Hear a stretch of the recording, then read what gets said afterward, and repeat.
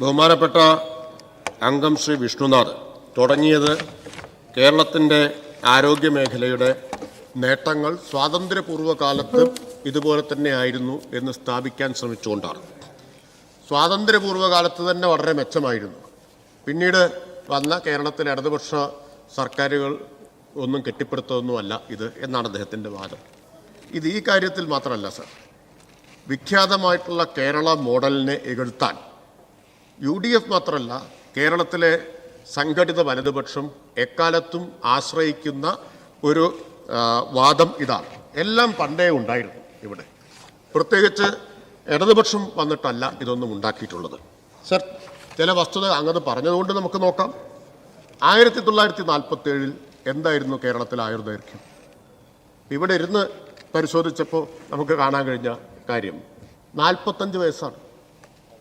ഇന്ന് ഇന്ത്യയിലെ ഏറ്റവും ഉയർന്ന ആയുർദൈർഘ്യം 75 വയസ്സ് കേരളം കൈവരിച്ചിരിക്കുന്നു. ഇനി കണക്കുകൾ നോക്കാന്നേ, കണക്കുകൾ നോക്കാം.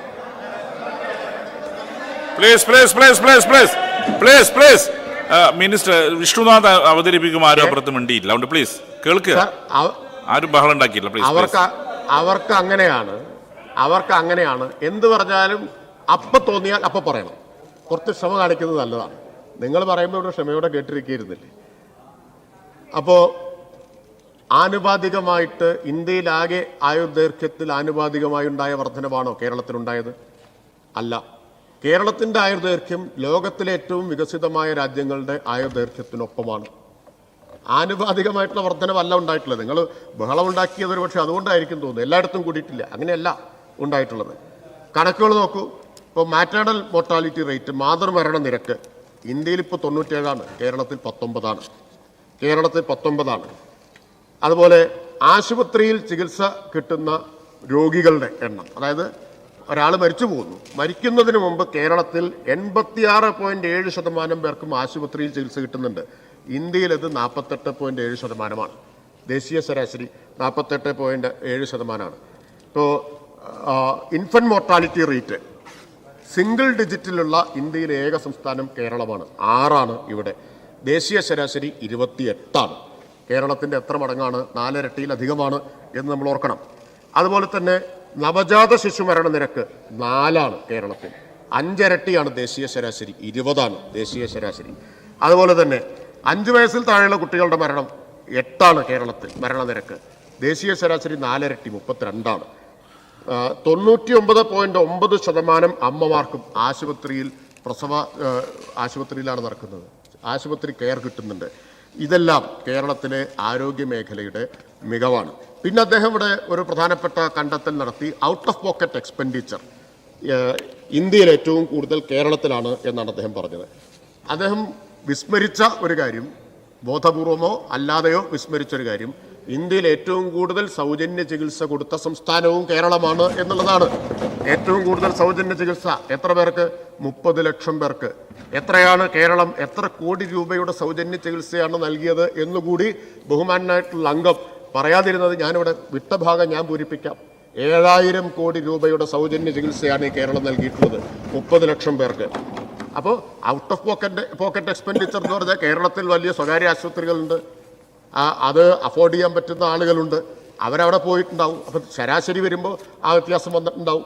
പക്ഷേ 30 ലക്ഷം പേർക്ക് സൗജന്യ ചികിത്സ. ഞാൻ നേരത്തെ പറഞ്ഞല്ലോ, ഇപ്പോൾ കരൾ മാറ്റിവെക്കൽ 40 ലക്ഷം രൂപ ചെലവ് വരുന്ന കരൾ മാറ്റിവെക്കൽ കേരളത്തിൽ സർക്കാർ ആശുപത്രിയിൽ ചെയ്യാൻ സൗകര്യം ഉണ്ടാക്കി ഗവൺമെൻറ്റാണ് സർ. ഈ ഗവൺമെൻറ് കേരളത്തിലെ മെഡിക്കൽ കോളേജിൽ ഈ കാലഘട്ടത്തിൽ കരൾ മാറ്റിവെക്കൽ ശസ്ത്രക്രിയ നടന്നു. 2022 ഫെബ്രുവരിയിൽ കോട്ടയം മെഡിക്കൽ കോളേജിലാണ് കരൾ മാറ്റിവെക്കൽ നടന്നത്, വിജയകരമായിട്ട് നടന്നത്. തിരുവനന്തപുരം മെഡിക്കൽ കോളേജിൽ നടന്നു. കോഴിക്കോട് മെഡിക്കൽ കോളേജിലും കരൾ മാറ്റിവെക്കൽ ശസ്ത്രക്രിയ ഈ സർക്കാരിൻ്റെ കാലത്ത് തന്നെ ആരംഭിക്കും. സർ, ഇന്ത്യയിൽ വേറെ ഏത് ബഹുമാന്യനായിട്ടുള്ള അംഗത്തിന് ചൂണ്ടിക്കാണിക്കാൻ കഴിയും? ഇന്ത്യയിൽ വേറെ ഏത് സംസ്ഥാനത്താണ് സർക്കാർ മെഡിക്കൽ കോളേജിൽ കരൾ മാറ്റിവെക്കൽ പോലെ, ട്രാൻസ്പ്ലാന്റ് പോലെയുള്ള ഒരു ശസ്ത്രക്രിയ, ലക്ഷക്കണക്കിന് രൂപ വരുന്ന ശസ്ത്രക്രിയ നടത്താനുള്ള സൗകര്യമുള്ളത്? വേറെ എവിടെയാണുള്ളത് കേരളത്തിലല്ലാതെ? സർ, എറണാകുളം ജനറൽ ആശുപത്രിയിൽ രാജ്യത്താദ്യമായി ഒരു ജില്ലാ ആശുപത്രിയിൽ ഹൃദയ ശസ്ത്രക്രിയയും ഹൃദയം തുറക്കാതെ വാൾവ് മാറ്റിവെക്കൽ ശസ്ത്രക്രിയയും നടത്തുകയുണ്ടായി. ഇന്ത്യയിൽ ആദ്യമായിട്ടാണ് ഒരു ജനറൽ ആശുപത്രി ജില്ലാ തലത്തിലുള്ള ആശുപത്രിയിൽ ഉണ്ടാവുന്നത്.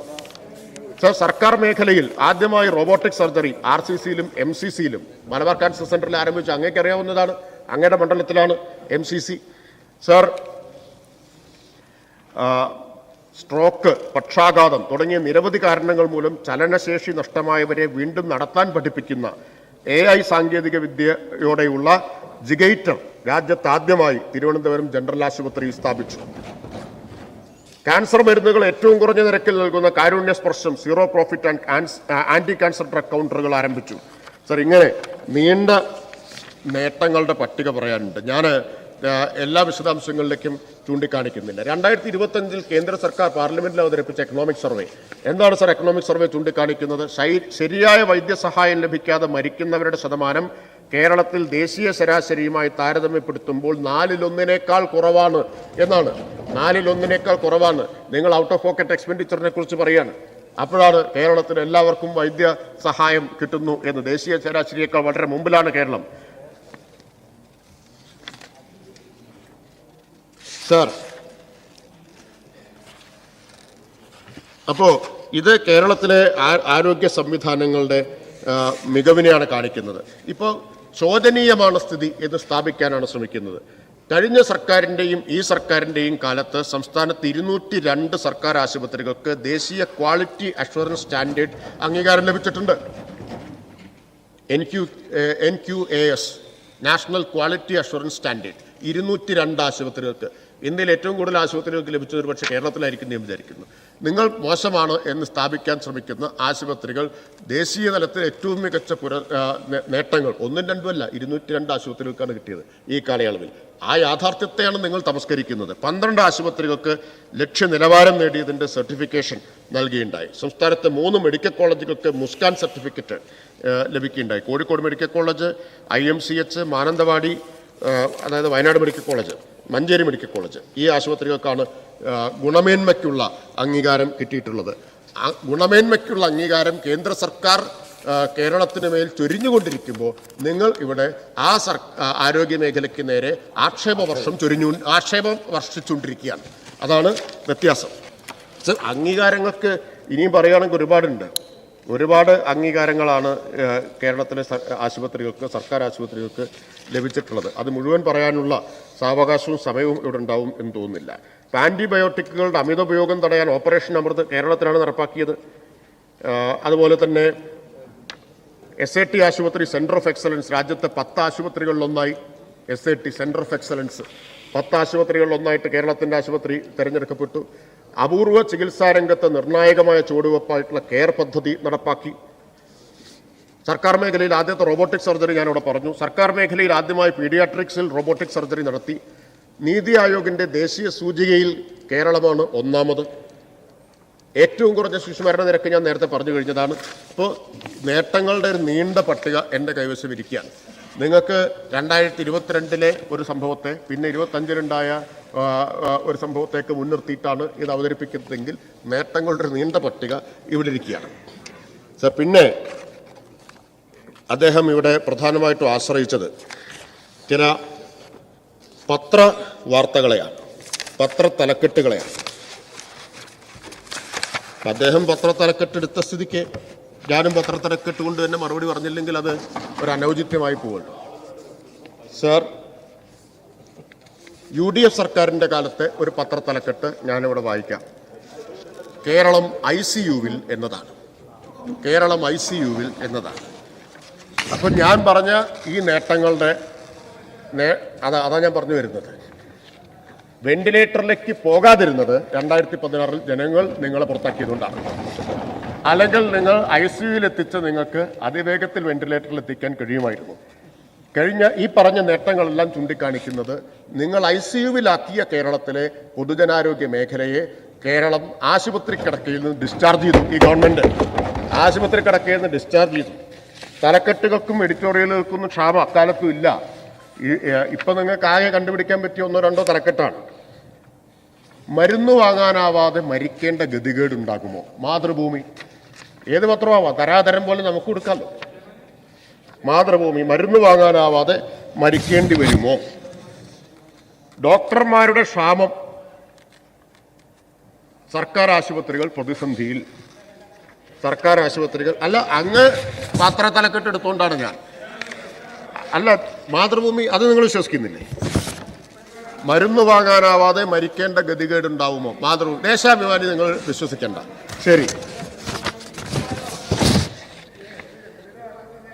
ജനറൽ ആശുപത്രിക്ക് ചികിത്സയില്ല. ആശുപത്രിയിൽ ചികിത്സയില്ല എന്നല്ല, ആശുപത്രിക്ക് ചികിത്സയില്ല എന്നാണ് സാർ. അനുവദിക്കാൻ പണമില്ല, അംഗൻവാടികളുടെ പ്രവർത്തനം അവതാളത്തിൽ. ശരി, മെഡിക്കൽ കോളേജിൽ ജീവനക്കാരില്ല, ലോകായുക്ത കേസെടുത്തു. എടുത്തതാണോ? രോഗിയുമായി സർക്കാർ ആശുപത്രിയിലേക്കോ കയ്യിൽ മരുന്ന് കരുതാൻ മറക്കണ്ട, അന്നത്തെ തലക്കെട്ട്. സർക്കാർ ആശുപത്രികളിൽ മരുന്ന് ക്ഷാമം.